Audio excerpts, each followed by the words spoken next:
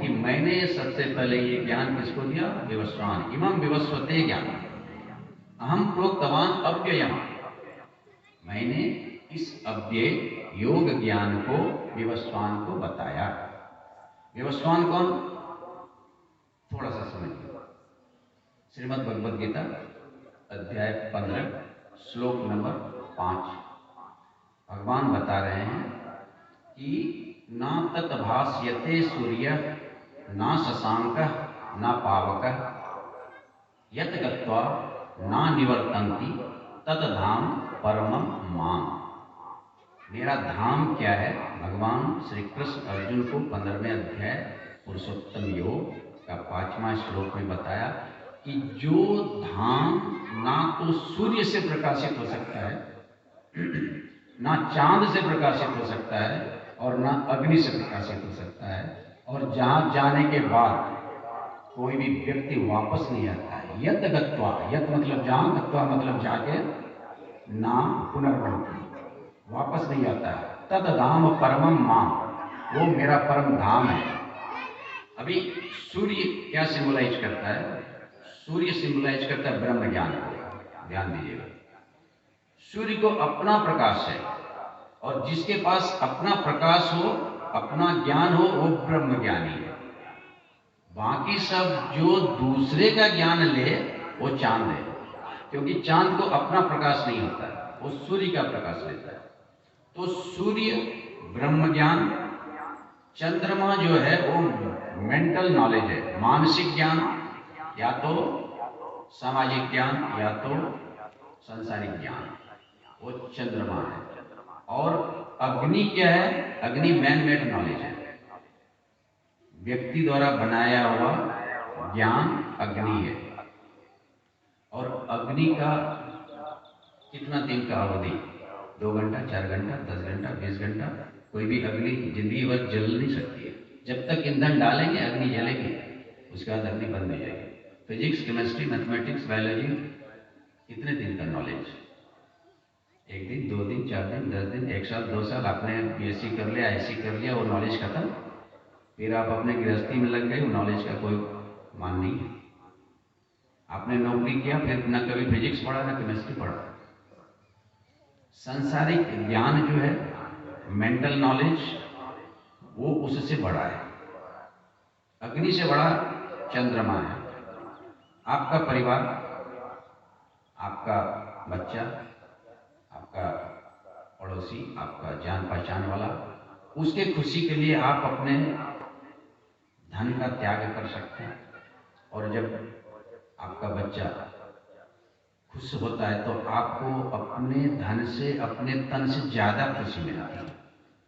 5 तरह का खुशी है, मैंने पहले कभी बताया था। सबसे पहले धन का, उसके बड़ा तन का, उससे बड़ा मन का, उससे बड़ा बुद्धि का, और सबसे बड़ा परमपिता परमात्मा का सुख है, अध्यात्म का सुख। आप धन का सुख तन के लिए छोड़ सकते हैं, तन का सुख मन के लिए छोड़ सकते हैं, मन का सुख बुद्धि के लिए छोड़ सकते हैं, और सारा सुख अध्यात्म के लिए छोड़ सकते हैं। उदाहरण, आपके पास 1 लाख, 2 लाख, 10 लाख, 20 लाख रुपया है। अगर आपका बीमारी आया, आपको बीमारी लगा, आपको हॉस्पिटल जाना है, तो सारा पैसा स्वाहा उस हॉस्पिटल में लगा देते हैं। क्यों? तन के लिए, मन, तन के लिए धन का त्याग किया जा सकता है। तन परा है, धन अपरा है। श्रेष्ठ के लिए निम्न को त्यागा जा सकता है, और कल हमने यही बात किया था। अगर आप श्रेष्ठ को पकड़ लेते हो तो छोटे छोटे उसके नीचे के सारे चीज छूट जाते हैं, सारा सुख छूट जाता है, सारी कामनाएं छूट जाती है, सारी इच्छाएं छूट जाती हैं। तो पर अपर, मन के लिए तन को छोड़ सकते हैं। अगर आपके घर में एक बच्चा है, आपका पोता है, पोती है, आप एक टॉफी लेके आते हो, वो टॉफी अगर आप उस पोते पोती को दे देते हो, वो जब खाता है तो आपके मन को 10, 20, 50 दिन तक सुख मिलता है। जब भी याद करते हो मेरे पोते, मेरे पोती ने वो टॉफी खाया। आपके घर में अगर कोई भी परिवार, मानसिक सुख, बुद्धि का सुख, अगर कोई भी परिवार बाहर जा रहा है पढ़ने के लिए, तो आप उसके लिए धन का भी त्याग करेंगे, पैसा खर्चा करेंगे, तन का भी त्याग करेंगे। तन का त्याग मतलब जो भी परिश्रम करना पड़ेगा, 8 घंटा की जगह 10 घंटा, 10 घंटा की जगह 15 घंटा वो आप करेंगे। मन का सुख, आपके सामने जब बच्चा है तो मन का सुख ज्यादा है, लेकिन उसका भी त्याग करोगे क्योंकि वो बुद्धि का सुख है। बुद्धि का सुख मतलब आपका बच्चा बड़ा आदमी बनने जा रहा है कहीं पे, तो बुद्धि का सुख है। तो बुद्धि के सुख के लिए आपका मन का सुख, तन का सुख, धन का सुख आप त्याग करते हैं। लेकिन अब एक जो प्रश्न है, बहुत बड़ा प्रश्न है कि क्या आप अध्यात्म के लिए, परमात्मा के लिए इस चारों का त्याग कर पाते हैं? मुझे जवाब नहीं चाहिए। अपने अंदर आप सोचें कि क्या अध्यात्म के लिए हम इस चारों का त्याग कर पाते हैं? करना चाहिए या नहीं करना चाहिए? बताने की जरूरत नहीं है, ये गीता का सार है। अध्यात्म मतलब कोई सन्यासी बन जाना, घर छोड़ देना नहीं। मैंने कल बात किया था, अध्यात्म का एक ही मतलब है पुरुषार्थ करना, और उस पुरुषार्थ के बल पे आपके अज्ञान का नाश करना, यही गीता का मकसद है। गीता कभी नहीं बोलती कि आप साधु बनो, सन्यासी बनो या जो भी करना। गीता बोलती है कर्म करो, कर्म करो। तो अभी हमने बात की, जो विवस्वान को ज्ञान दिया वो सूर्य का ज्ञान है। सूर्य मतलब ब्रह्म ज्ञानी, और ब्रह्म ज्ञानी ही नीचे वाले को ज्ञान दे सकता है। उदाहरण, जिसको जो आता है वही दूसरे को बता सकता है। दूसरे से लिया हुआ ज्ञान लेके दूसरे को बताना, ये अध्यात्म नहीं बताती है, ये वेदांत नहीं बताती है, ये गीता नहीं बताती है। इसलिए गीता में गुरु शिष्य का परंपरा को स्थापित किया गया है। श्री कृष्ण जब गुरु बना अर्जुन का, तब गीता शुरू हुई। श्रीमद् भगवद गीता अध्याय 2 श्लोक नंबर 7 से। उसके पहले श्री कृष्ण ने कुछ नहीं बोला। पूरा 1 अध्याय खत्म हो गया, पूरा 2 अध्याय का 6 श्लोक खत्म हो गया, कृष्ण ने कुछ नहीं बोला। लेकिन जब अर्जुन ने बोला कि मैं आपका शिष्य हूं, शिष्यम ते अहम साधिमाम त्वाम प्रपन्ना, मैं आपका शरणागत हूं, तब श्री कृष्ण ने अर्जुन को 11वां श्लोक से ज्ञान देना शुरू कर दिया और अंत तक ज्ञान दिया। तो देखिए, मैं बार बार बोल रहा हूं, ज्ञान अपना होना चाहिए। आप टॉर्च लेकर के रात के अंधेरे में जा तो सकते हैं, लेकिन उस टॉर्च से आप रात के अंधेरे को नहीं मिटा सकते, क्योंकि टॉर्च दूसरे का है, आपका टॉर्च नहीं है। स्ट्रीट लाइट से आप गली तो उजाला कर सकते हैं, लेकिन रात के अंधेरे को नहीं मिटा सकते। उसके लिए आपको अपना नॉलेज चाहिए, अपना ज्ञान चाहिए। एक कहानी मैंने पहले भी शायद बताया था। एक घर में एक माँ बाप, उसके 4 बच्चे, उसकी 4 बीवियां, उसके बच्चे, एक संयुक्त परिवार में रहता है। उसके पिताजी को मोतियाबिंद हो गया, उनको दिखना धीरे धीरे कम हो गया। बच्चे लोगों ने बोला चलिए ऑपरेशन करा देता हूं, आंख तो दिखना चाहिए। तो उन्होंने बोला जरूरत क्या है, अभी 70-80 साल उम्र हो गया और तुम लोग इतने आदमी हो, 4 बच्चे हो, मेरी पत्नी है, 4 बच्चे के पत्नी है, उसके भी बच्चे हैं, तो हम जो बोलते हैं तुम लोग तुरंत कर ही देते हो, तो फिर हमको जरूरत क्या है ये आंख ऑपरेशन कराने का? छोड़ो, अब जीना ही कितना दिन है, 70 साल हो गया, अब तो 10-20 साल है उम्र। लोगों ने भी छोड़ दिया, चलो अब पिताजी नाम बोल रहे हैं तो क्या करो। एक दिन सब सोया हुआ था, रात 12 बजे उस घर में आग लग गई। उस घर में आग लगी तो सब उठे हड़बड़ा के और सब भागा घर से बाहर। सारे बच्चे भाग गए, उसकी पत्नियां भाग गई, उसके बच्चे भाग गए, इवन जो बूढ़े की पत्नी थी वो कहीं सोई हुई थी, वो भी भाग गए, क्योंकि आग बहुत जोर पकड़ चुका था। और जब सब बाहर निकल गया घर का, तो सब ने पूछा पिताजी कहाँ है। सब एक दूसरे को देखते हैं पिताजी कहाँ है, और पिताजी चूंकि मोतियाबिंद था, उनको कुछ दिख नहीं सकता, इसलिए पिताजी घर के बाहर नहीं निकल सके और वहीं पे जल के वो मर गए। कहानी समाप्त हो गई।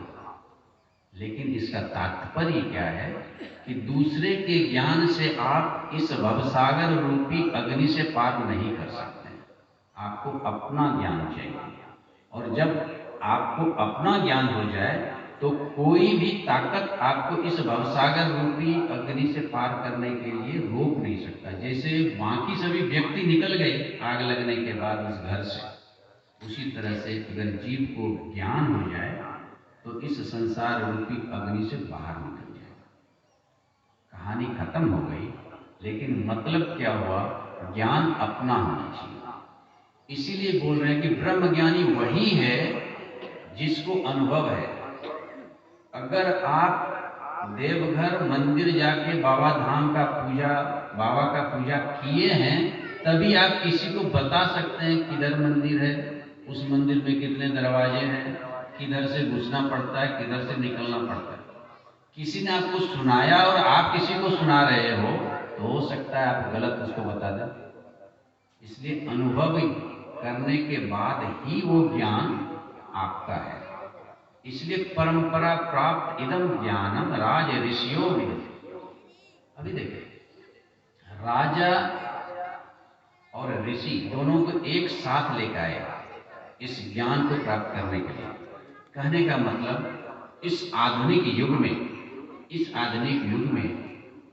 अगर आप किसी को पटाना चाहते हैं, पटाना मतलब किसी को अपने पक्ष में करना चाहते हैं, तो अगर उसकी स्थिति, मैं फिर आ रहा हूं, भगवान व्यक्ति नहीं है, स्थिति है। अगर उसकी स्थिति निम्न है तो आसानी से वो आपके पक्ष में आ जाएगा। लेकिन अगर वो श्रेष्ठ है, अगर वो ऊपर है, तो आपको बहुत मेहनत करना पड़ेगा। उदाहरण, आप स्कूल गए हैं, आपके बच्चे का नंबर बढ़ाना है, इधर उधर करना है। मैं एक उदाहरण दे रहा हूं, इसको सत्य से जोड़ने का जरूरत नहीं। आप चपरासी के पास जाते हैं, चपरासी को बोलते हैं 10 रुपया लो, 20 रुपया लो, 100 रुपया लो, थोड़ा मेरा बेटा का नंबर बढ़ा दो। हो सकता है वो बढ़ा दे और 100 रुपया में आपका काम हो जाए। लेकिन उसी का नंबर बढ़ाने के लिए आप प्रिंसिपल के पास जाओ, बोलो कि मेरे बेटे का थोड़ा नंबर बढ़ाना हो, 10,000, 20,000, 50,000 लेगा, या तो हो सकता है नहीं भी लेगा, बोलेगा नहीं मेरे स्कूल का रेपुटेशन नहीं होगा।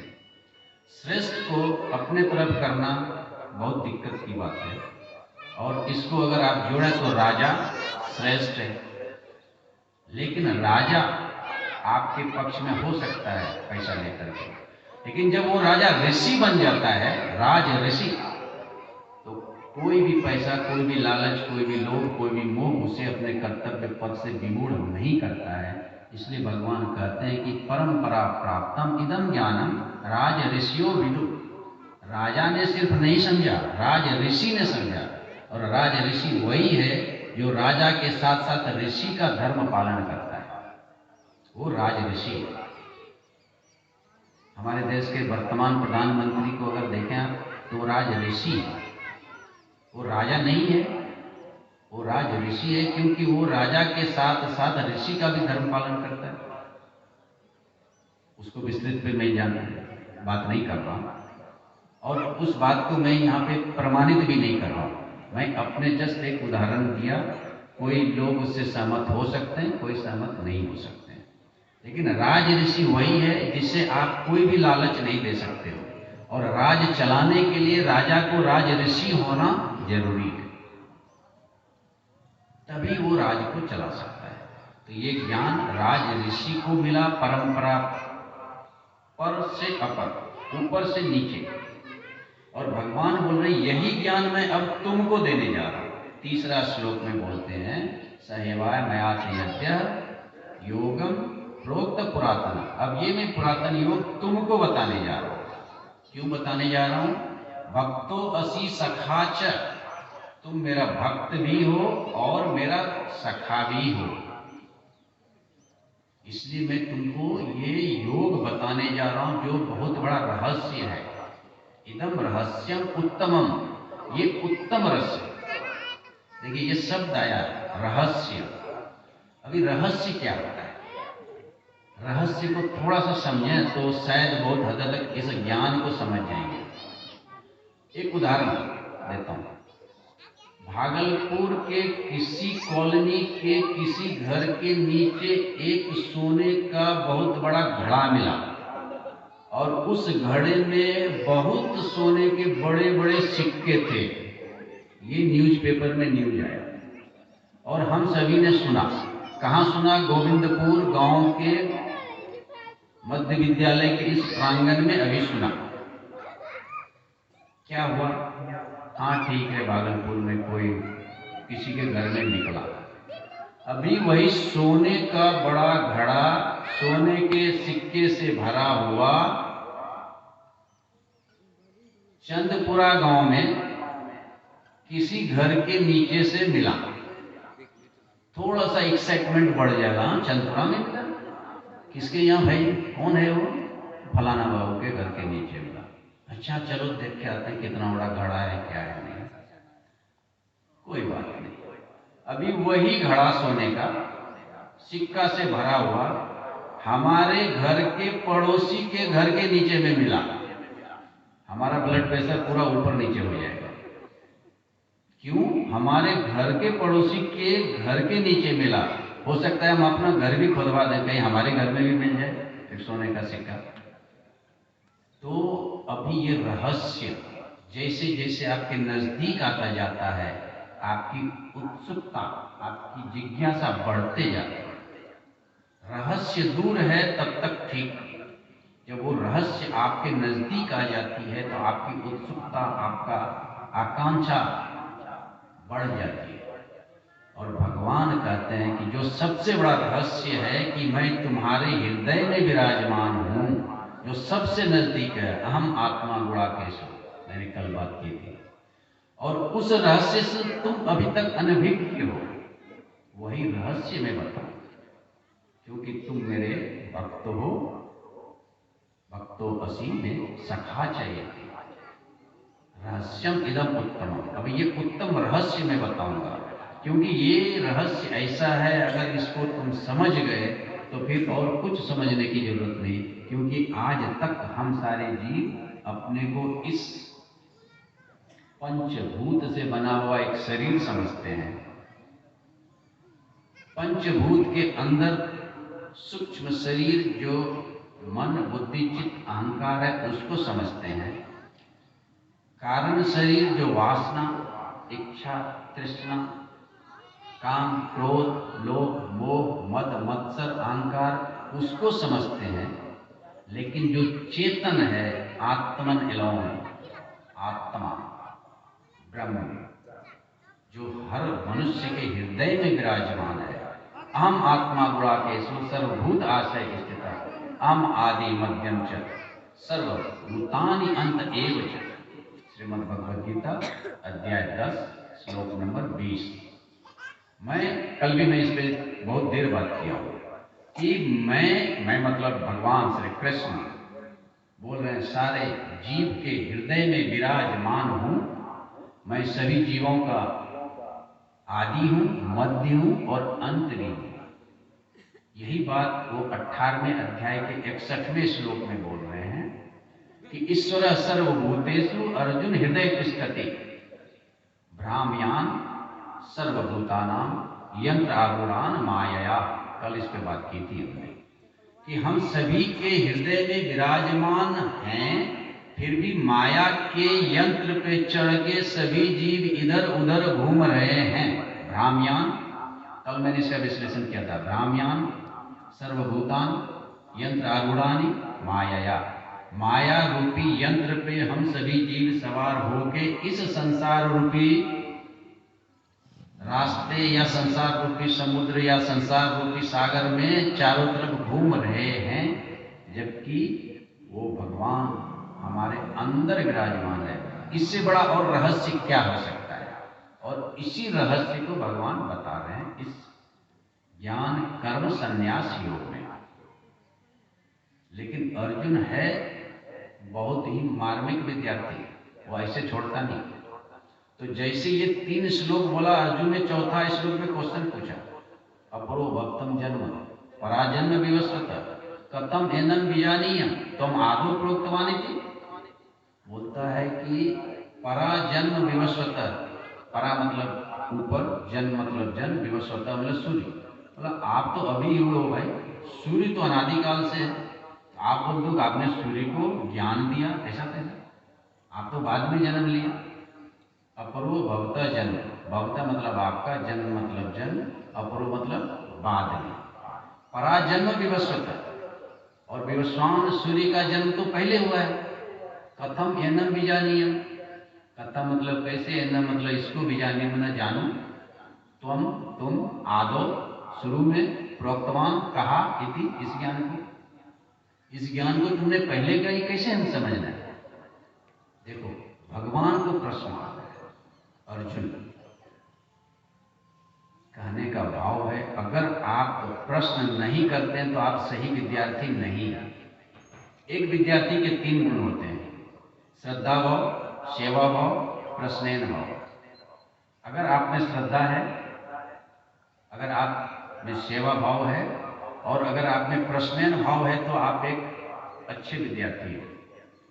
अगर क्लास में कोई विद्यार्थी प्रश्न पूछता है तो टीचर खुश होता है कि चलो ये विद्यार्थी को समझ आ रहा है इसलिए ये प्रश्न पूछता है।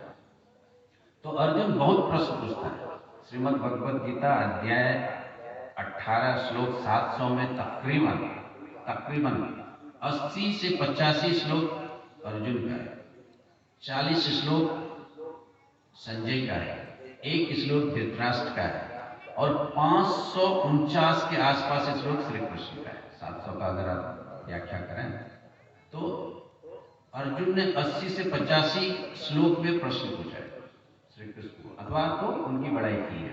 10वें अध्याय में अर्जुन ने कृष्ण की बहुत बड़ाई की, 11वें अध्याय में भी बहुत बड़ाई की। तो प्रश्न न भाव, अभी देखें, जब हम ये समझे कि भगवान व्यक्ति है तो फिर ये प्रश्न लाजमी है पूछना। अगर हमसे बड़े व्यक्ति को मैंने ज्ञान दिया तो कोई भी पूछेगा आप तो उसमें जन्मे नहीं थे, तो आपने अपने से बड़े व्यक्ति को ज्ञान कैसे दिया? अगर आप उसको व्यक्ति समझते हैं तो ये लाजमी है पूछना। और अर्जुन की स्थिति यही कि अभी तक वो भगवान को व्यक्ति समझ रहा है, जबकि इस अध्याय का मूल बात ही है कि भगवान व्यक्ति नहीं है, भगवान स्थिति है। भगवान प्रिंसिपल है। अगर आप प्रिंसिपल बन गए तो आप गुप्ता हैं, वर्मा हैं, चौधरी हैं, शर्मा हैं, कोई फर्क नहीं पड़ता है, आप प्रिंसिपल हैं। अगर आप प्राइम मिनिस्टर बन गए तो कोई फर्क नहीं पड़ता आपका नाम क्या है, आप प्राइम मिनिस्टर हैं। भारत कहाँ है? भारत कहाँ है? अगर मैं प्रश्न पूछूं तो क्या दिमाग में आएगा? भारत उत्तर है कि भारत दक्षिण है कि भारत पूर्व है कि भारत पश्चिम है? भारत कहाँ है? भारत सब जगह है, क्योंकि भारत श्रेष्ठ है। भारत कोई नाम नहीं है, भारत एक स्थिति है। भासी इति रतः स भारत, भारत को अगर संधि विच्छेद करें, भासी इति रतः मतलब जहां जहां प्रकाश है वहां वहां भारत है। भा मतलब प्रकाश, इति स रतः जो जगह प्रकाश से प्रकाशित हो वो भारत है। अगर आप भारत का संधि विच्छेद करते हैं तो भारत कहाँ है? भारत दिल्ली में है, क्योंकि भारत की राजधानी दिल्ली है इसलिए भारत दिल्ली में है? नहीं। भारत गोविंदपुर में है? हाँ। भारत कश्मीर में है? हाँ। भारत कन्याकुमारी में है? हाँ। क्योंकि भारत स्थिति है। भारत श्रेष्ठ है। एक भारत श्रेष्ठ भारत नरेंद्र मोदी का मंत्र है, एक भारत श्रेष्ठ भारत। जैसे जैसे आप अनेक से एक होते जाते हो आपकी श्रेष्ठता बढ़ती जाती है। इसलिए बोलते हैं अद्वैत से द्वैत से अद्वैत का जो जर्नी है वही श्रीमद् भगवद गीता है। आप अगर समझो तो फिर एक मैं कहानी बताऊं। आपने 1 लाख रुपया उधार किसी को दिया है, उधार तो दे दिया लेकिन डर कितना लगता है अगर वो नहीं दिया तो? कहेगा हम तो उसको जानते ही कितना है, भले हमने ब्याज 20% लेने का वादा किया लेकिन अगर दिया नहीं तो क्या करेंगे? केस करेंगे, फौजदारी करेंगे। क्यों? क्योंकि आप उसको जानते नहीं। वही 1 लाख रुपया आप अपने पड़ोसी को देते हो तो कितना डर लगेगा? थोड़ा सा कम डर लगेगा, क्योंकि वो पड़ोसी आपका जान पहचान तो है कम से कम। नहीं देगा तो कम से कम 5 लोगों को आप बुला करके बात कर सकते हैं, क्योंकि अद्वैत जो है, द्वैत द्वंद दो आपका घटते जा रहा है। लेकिन वही 1 लाख रुपया आपने अपने भाई को दिया तो कितना दुख होगा? बिल्कुल कम। नहीं भी देगा तो चलो भाई ही है ना, क्या दिक्कत। लेकिन वही 1 लाख रुपया आपने अपने ऊपर खर्चा किया तो कितना दुख होगा? बिल्कुल दुख नहीं होगा, और खुशी होगा, चलो मैंने अपने ऊपर 1 लाख खर्चा किया, क्योंकि आप और वो पैसा अब एक हो गया, अद्वैत हो गया। अब वहां दो नहीं है, पैसा आपने अपने ऊपर ही खर्चा किया तो वो श्रेष्ठ हो गया। एक भारत श्रेष्ठ भारत। जैसे भारत को 2 कर दोगे श्रेष्ठ कम हो जाएगा, भारत को 4 कर दो और कम हो जाएगा, भारत को 10 कर दो और कम हो जाएगा। इसलिए एक जहां पे है, जहां पे अद्वैत है, जहां पे वननेस है, वहां पे श्रेष्ठता है। जहां पे अदरनेस है, जहां पे डिवीजन है, वहां पे निम्नता है। समाज यूनाइट है तो समाज बहुत स्ट्रांग है, परिवार यूनाइट है तो परिवार बहुत स्ट्रांग है। आप अगर अध्यात्म से यूनाइट हैं तो आप बहुत स्ट्रांग हैं। तो भगवान की स्थिति ऐसी है जिसे जानना हमारे और आपके बस की बात नहीं है। बहुनी में जन्मानि व्यतीतानि तब च अर्जुन तानि अहम वेद सर्वाणि ना त्वम वेद परंतप। उस प्रश्न का उत्तर भगवान दे रहे हैं कि हे अर्जुन,